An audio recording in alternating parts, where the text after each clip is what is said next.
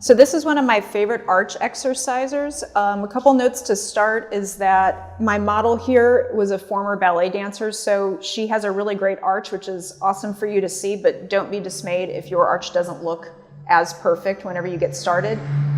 You also may find that you'll get some foot cramps initially. Also, don't worry about it, just take a break. And then lastly, depending upon your leg and hip strength, you may need to start doing these seated and then work into standing, because after a while it can be a little fatiguing for the standing leg depending upon how many you do. So our starting and ending position is a really hard toe point to activate the arch.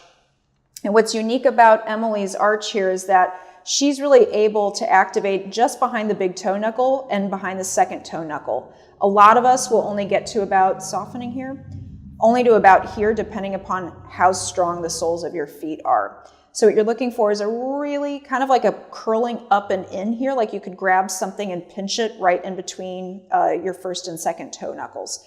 You'll then move into a flexed foot, really pulling and spreading the toes as wide as possible.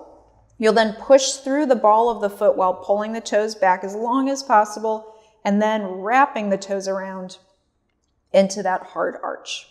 Thanks for watching.